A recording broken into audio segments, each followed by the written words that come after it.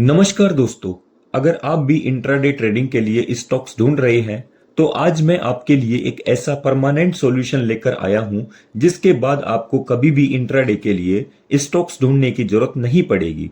क्योंकि इस वीडियो में मैं आपको बताऊंगा कि इंट्राडे के लिए आप खुद से बेस्ट स्टॉक किस तरीके से चूज कर सकते हैं जिससे आपको इंट्राडे में प्रॉफिट होने की चांसेस मैक्सिमम हो जाएंगे। तो गलती से भी इस वीडियो को कहीं पर भी स्किप मत करना, वरना आपका ही लॉस होगा। दोस्तों, सबसे पहले मैं आप सब लोगों को एक बात क्लियर कर देना चाहता हूं, ट्रेडिंग के लिए कोई भी स्टॉक अच्छा या फिर बुरा नहीं होता। यहां पर सबसे ज्यादा जो चीज मैटर करती है वो होती है टाइमिंग।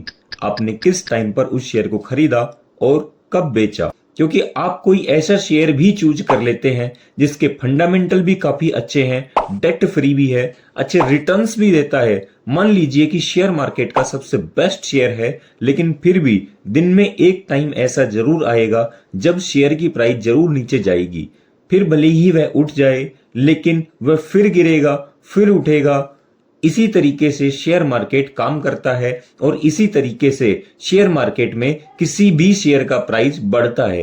तो आप इंडिया का सबसे बेस्ट शेयर को भी खरीद लें, लेकिन फिर भी एक टाइम ऐसा जरूर आएगा जब वह शेयर नीचे गिरेगा और आपका नुकसान होगा। यानी दोस्तों, टाइमिंग सबसे ज्यादा मैटर करती है। अब आपके मन में एक सवाल आ रहा होगा कि इंट्राडे ट्रेडिंग के लिए कोई भी शेयर अच्छा या फिर बुरा नहीं होता, तो हम किसी भी शेयर से इंट्राडे ट्रेडिंग कर सकते हैं। मेरा जवाब है कि ऐसा नहीं है। कुछ क्वालिटीज उस शेयर में होनी चाहिए जिसमें आप इंट्राडे ट्रेडिंग करने की सोच रहे हैं। तो सबसे पहली क्वालिटी जो उस शेयर में होनी चाहिए वह है हाई लिक्विडिटी। लिक्विडिटी का मतलब होता है उसमें बायर और सेलर ज्यादा होना चाहिए। क्योंकि बायर और सेलर अगर कम होंगे तो हो सकता है कि जिस वक्त आप उसे सेल करने की सोच रहे हैं उस वक्त पर आपको बायर ही ना मिले। तो आपको ऐसे स्टॉक्स चूज करना चाहिए जहां पर हाई लिक्विडिटी होती है, यानी कि जिसमें बायर्स और सेलर्स ज्यादा होते हैं। तो जनरली जो कंपनी जितनी ज्यादा बड़ी होती है उसमें उतनी ही ज्यादा लिक्विडिटी होती है और उसमें उतने ही ज्यादा बायर्स और सेलर्स होते हैं। तो इस केस में आपको लार्ज कैप कंपनीज को ही सेलेक्ट करना चाहिए। दूसरी क्वालिटी जो उस स्टॉक में होनी चाहिए वह है हाई वोलेटिलिटी। हाई वोलेटिलिटी से मेरा मतलब है कि उस शेयर के प्राइस के अंदर ज्यादा चेंज आनी चाहिए। जैसे कि कोई ऐसा शेयर है जिसकी प्राइस घट या बढ़ ही नहीं रही, तो ऐसे शेयर को बाय करने से क्या ही फायदा होने वाला है। क्योंकि जब तक प्राइस बढ़ेगी या घटेगी नहीं तब तक आपको फायदा नहीं होगा। तो ऐसे स्टॉक चूज करने चाहिए जिनके प्राइस के अंदर हाई वोलेटिलिटी रहती है, यानी कि जिनके प्राइस के अंदर ज्यादा वेरिएशन आता रहता है। तो इस केस में भी आपको लार्ज कैप स्टॉक में ही स्टॉक चूज करना चाहिए, क्योंकि उनके प्राइस के अंदर ज्यादा वेरिएशन आती रहती है। अब तीसरी क्वालिटी जो उस स्टॉक में होनी चाहिए वह है कि वो स्टॉक न्यूज सेंसिटिव होना चाहिए। न्यूज सेंसिटिव से मेरा मतलब है कि जब भी कोई न्यूज आती है उस पर्टिकुलर स्टॉक को लेकर के, तो उसका प्राइस बढ़ना या घटना चाहिए। यह क्वालिटी इसलिए होना जरूरी है क्योंकि इस क्वालिटी का हम फायदा उठा सकते हैं।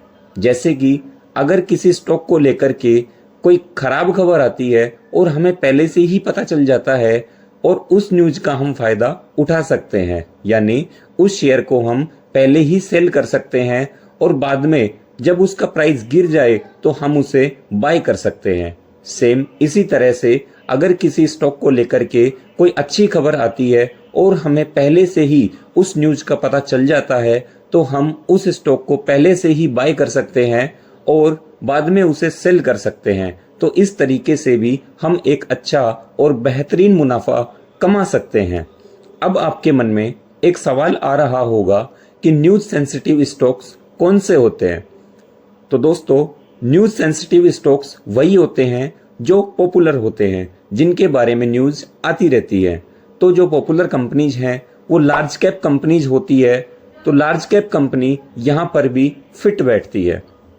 तो इंट्राडे ट्रेडिंग के लिए आप जिस भी स्टॉक को चूज करते हैं उसके अंदर ये तीन क्वालिटी होना बहुत ज़्यादा जरूरी है। और अगर इन तीनों क्वालिटीज को मैं एक ही वर्ड में कहूँ तो वह स्टॉक लार्ज कैप स्टॉक होना चाहिए, क्योंकि लार्ज कैप स्टॉक में हाई लिक्विडिटी होती है, हाई वोलेटिलिटी रहती है और large cap stock news sensitive भी होते हैं। तो दोस्तों, अब आप यह जान चुके हैं कि इंट्राडे ट्रेडिंग के लिए जिस स्टॉक को हम चूज करते हैं उस स्टॉक में क्या क्वालिटीज होनी चाहिए। तो अब हम ये जानेंगे कि वह स्टॉक कौन से हैं और आप उन्हें कहां से ढूंढ सकते हैं। तो इंट्राडे ट्रेडिंग के लिए स्टॉक चूज करने के 3 तरीके हैं, जिनमें सबसे पहला तरीका है कि आप कुछ सेलेक्टेड बड़ी कंपनीज के स्टॉक को चूज कर लें, जैसे कि विप्रो, टीसीएस, आईटीसी, एचसीएल, एचयूएल, भारती एयरटेल, इन्फोसिस, टाटा मोटर्स, एचडीएफसी बैंक। इनमें से कुछ कंपनीज सेलेक्ट कर लीजिए और उनसे रिलेटेड सारी इंफॉर्मेशन आप अपने पास रखिए, जैसे कि उनसे रिलेटेड न्यूज, वह कंपनी कुछ नया करने जा रही है तो आपको उसके बारे में पता होना चाहिए। आप उसके बारे में सारी इंफॉर्मेशन रखेंगे तो आपको पहले से ही पता होगा कि उस शेयर की प्राइस बढ़ेगी या घटेगी। अगर आपको पता है कि उसके बारे में कुछ न्यूज आने वाली है या फिर आ सकती है तो आप उसके हिसाब से डिसीजन लेंगे। अब मैंने आपको इन कंपनियों के बारे में इसलिए बताया है क्योंकि शेयर मार्केट के अंदर हजारों कंपनियां हैं। आप सबकी इंफॉर्मेशन अपने पास नहीं रख सकते, लेकिन कुछ सेलेक्टेड 5 से 10 कंपनियों के इंफॉर्मेशन आप इजीली अपने पास रख सकते हैं। इस तरीके से जब काफी सारे स्टॉक्स की इंफॉर्मेशन आपके पास होगी तो हर रोज आपको किसी ना किसी स्टॉक के अंदर अपॉर्चुनिटी जरूर मिलेगी। तो सभी शेयरों पर ट्रेडिंग करने से अच्छा है कि आप कुछ सेलेक्टेड स्टॉक अपने पास में रखिए और केवल उनमें ही ट्रेडिंग कीजिए। अब हम दूसरे तरीके की बात करते हैं। दूसरा तरीका होता है सेक्टर के बेस पर स्टॉक को चूज करना। आपने सुना होगा कि आज बैंकिंग सेक्टर अच्छा परफॉर्म कर रहा है, आज फार्मा सेक्टर अच्छा परफॉर्म कर रहा है।